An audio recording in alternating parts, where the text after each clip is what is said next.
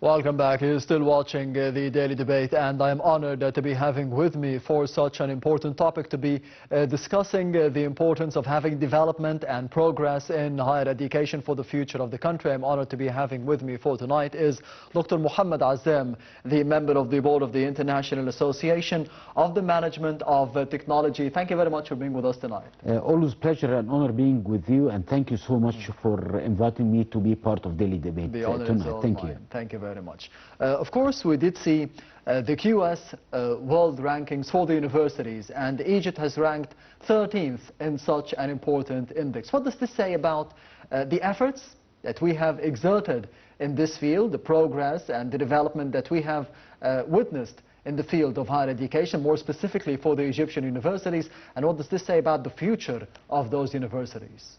Actually, there is always a challenge to cope with technological progression that you need to change everything, actually, and this is the challenge faced by higher education here in Egypt and all over the world. That's why Egyptian universities, either the governmental universities or even the private universities or the community-owned universities, have changed a lot of programs. They introduced new programs, new disciplines, new even schools to be able to cope with the market needs, actually, because the market or the job market is actually evolving all the time, and we are witnessing a lot of changes with respect to the job market. That's why the higher education is a real milestone, and I think we are doing a great job in this regards. We've seen new disciplines when it comes to artificial intelligence, to digital arts, to digital humanitarian sciences, and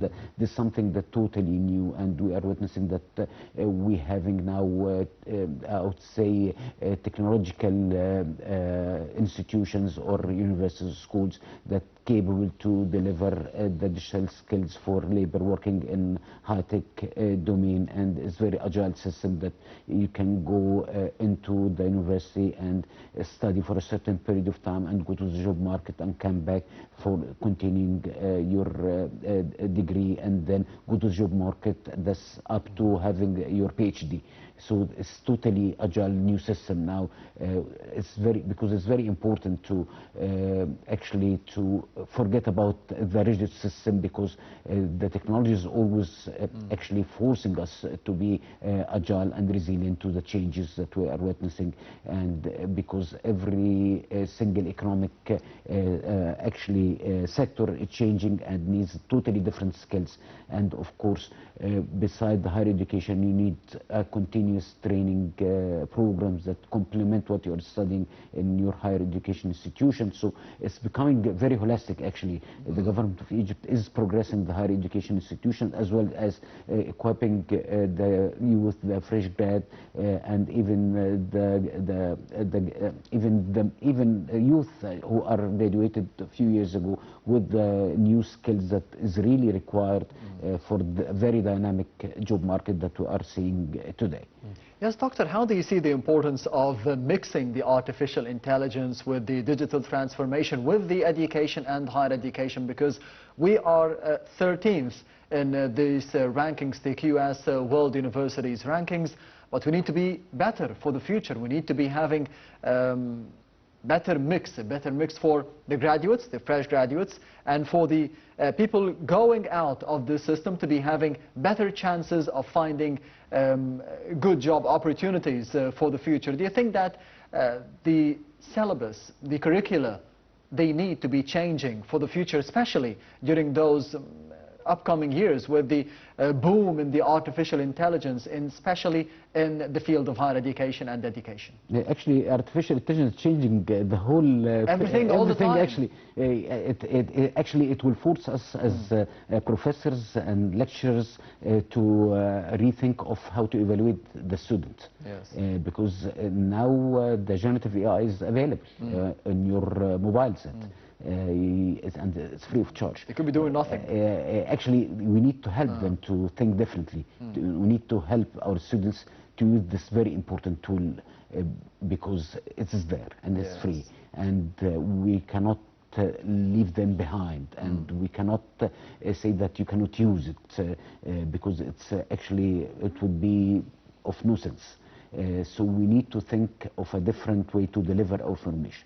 We need to think of a different way and mechanism for making our students able to think differently using such new tools, and the way they deliver their reports, their thesis, their presentations, their projects, by using such very important tools, because actually such tools will help them to get better results, to produce better quality of work, and to widen their scope of thinking, which is very important, because if you need to help your students to be part of the job market, you need to equip them with the right skills, either digital skills, because using actually generative AI as a tool is becoming a mandatory for you to be in a decent job, in a decent enterprise.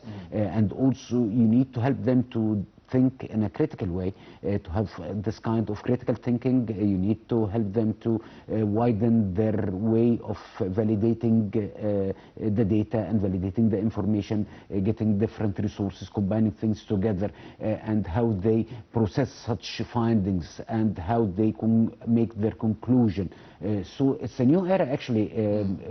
If we like it or not, it's a new era, and it will force every stakeholder, every actor within the higher education system, and I would say in the education system, either the basic education and higher education, vocational training, vocational education, every stakeholder, every actor within this education and learning system, you need to think differently. You need to see things from a different perspective. You need to utilize such very important tools, because it's there.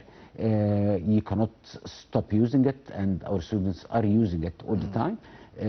So you need to reconsider the way they deliver their work, the way you assess their ability of understanding and comprehending the subject. You need to introduce new challenges to them, and actually you need to make them think of what they are reading, what they are studying, to have their own perspective, and then you need to discuss such outcome with them, and to widen their scope, and making them able to join the very competitive job market that we are seeing today. Yes, Dr. Mohamed, allow me to be going to the first report of the daily debate for tonight, which is focusing on the ranking of Egypt. They're coming 13th in the QS World Rankings for the universities, and they're covering about 32 different Egyptian universities, the leader of this field in Africa. I would like to ask about the importance of having the benefit of this index for the benefit of Africa, not just for the benefit